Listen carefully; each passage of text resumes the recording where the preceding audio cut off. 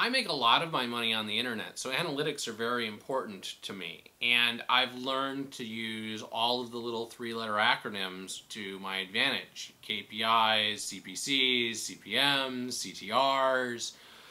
I don't know if there's a three-letter acronym for bounce rate, but basically analytics are something that I have always had a very strong ability to look at and discern the patterns that are in them. Looking at what is our core demographic and age group, and then mapping that onto, is that core demographic also the core demographic that's making us the most money? Is the placement in our user experience working out such that everything is in the right place in order to optimize for what we're doing? What things have changed recently, and how did that change our analytics? We just changed our theme from pink to green, and our page views per user dropped by 0.7%. Are those related? So I'm very good at looking at what was a change to our product, and how did that change our analytics, and are they related? Or is that part of a larger trend in either the analytics that we were using, changes to the way they're doing things, or is it a internet-wide or event-driven thing? One of the common issues at Howcast was they'd panic over what happened in a single day. And lots of times what it was, oh, there was this huge event, and so people were watching TV rather than browsing the web. Or, there was this other event and people all went to look at it on the internet, and so only people that were related to those things changed.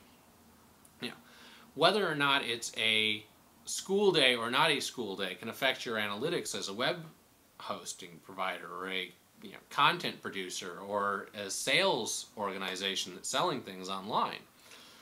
And knowing what things are a factor in your traffic and being able to forecast those based on things like, hey, we know that every time it's Columbus Day, our traffic drops by this amount because government workers aren't in the office, and government workers make up 4.5% of our total audience. That's good to know.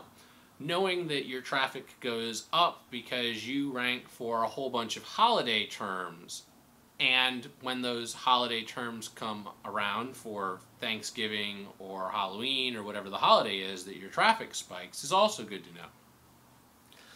But even more deep than that are looking at things like which parts of your content make you the most money, which demographics make you the most money, which categories, authors, and those types of things make you the most money. So I use analytics all day, every day. Well, not all day, every day, because I have to write code and make videos and those things. But I do so much with analytics that I have very high expectations for what can be derived from the information that analytics is providing, and believe that analytics can tell you probably more about your website than any of the usability studies that could be done with small groups of 3 or 4 people. That isn't to say that I'm not a strong supporter of using usability groups, and if you check my answer on user experience testing, you'll understand that I've done a lot with that as well. But analytics for me are a very important part of product design, product optimization, content production, and content optimization.